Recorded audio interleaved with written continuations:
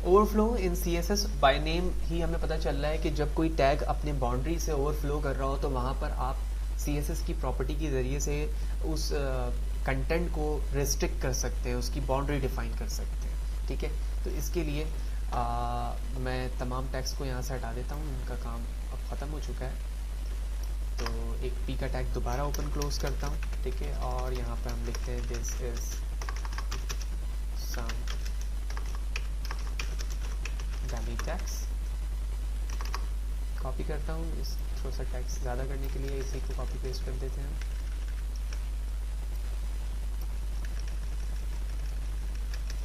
Control S और यहाँ से इन तमाम चीज़ों को हटा देते हैं, इसका कोई काम नहीं है। सबसे पहले तो हम क्या करते हैं, इसकी विड्थ और हाइट एडजस्ट करते हैं। तो मैंने विड्थ दी इसकी फॉर एग्जांपल 200 पिक्सल और इसी तरह हाइट भी दे दी मैंने 200 पिक्सल। कंट्रोल S करता हूँ, रिफ्रेश करता हूँ, तो आप देख रहे हो कि 200 के अंदर इसने अपने आप को, इस डिव ने अपने आप को एडजस्ट किया और तमाम टेक्स्ट आ गया। मैंने यहाँ पे यूनिक भी लिखता हूँ ताकि मुझे समझ में आ जाए कि लास्ट तक टेक्स्ट आ रहे हैं या नहीं। बिल्कुल लास्ट तक आ रहे हैं। अब मैं एक काम करता हूँ, इसको कर देता हूँ 100 बाय 100।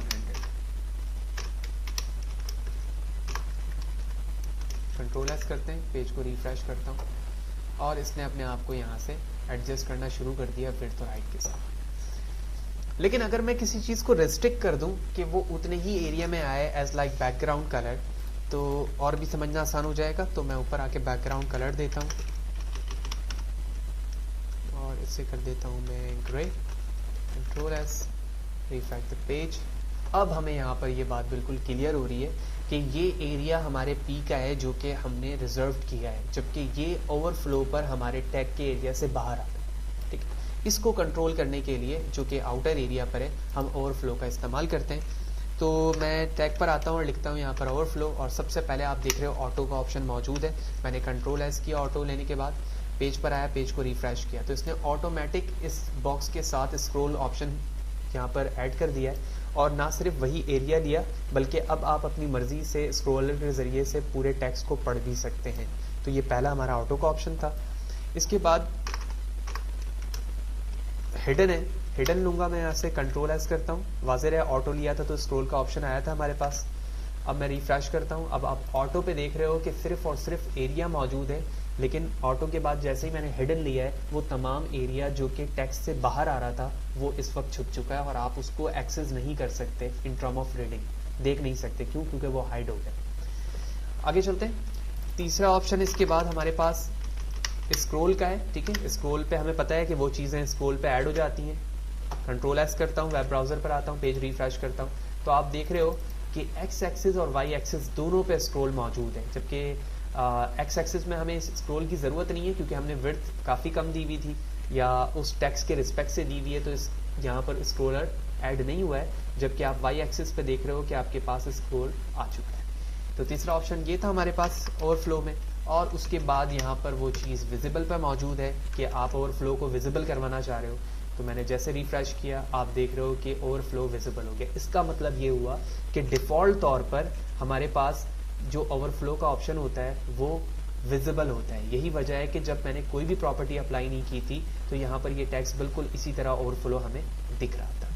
तो ये बेसिक डेफिनेशन थी कुछ ओवरफ्लो की जिसे हमें प्रैक्टिकली देखा। इसके अलावा आप चाहें तो ओवरफ्लो सिर्फ एक्स एक्सिस पे भी लगा सकते हैं और इसी तरह वाई एक्सिस पे भी लगा सकते हैं। वो कैसे मुमकिन है उसे भी देखते हैं।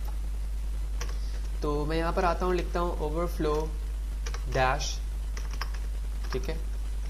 उसके बाद हम एक्स लिखते हैं यहाँ पर।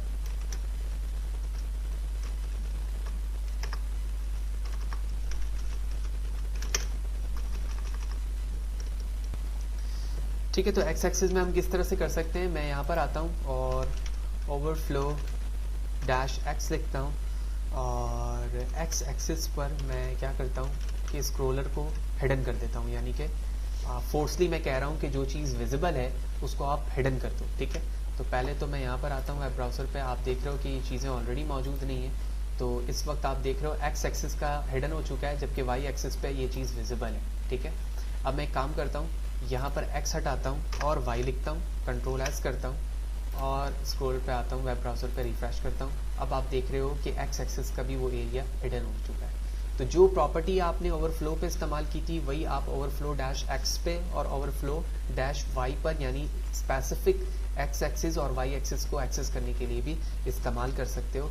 तो ओवरफ्लो का मेन मकसद हमने देखा कि ओवरफ्लो का मकसद ही यही है कि कोई विड्थ और हाइट के रिस्पेक्ट से बॉडी का एरिया कंटेंट का ज़्यादा हो, वो उस विड्थ और हाइट से बाहर जा रहा हो, तो उसको हम हाइड करने के लिए वहाँ पे स्क्रोलर ऐड करवाने के लिए ओवरफ्लो का इस्तेमाल करते हैं। इसी तरह अगर आप सिर्फ एक्स एक्सिस और वाई एक्सिस के अंदर स्क्रोलर को हाइड या शो करना चाह रहे हो तो इसके लिए भी overflow dash X for horizontally access करने के लिए, और इसी तरह overflow dash Y for vertically data को एक्सेस, हाइड या फिर शो करने के लिए इस्तेमाल किया जाता है। Thank you very much.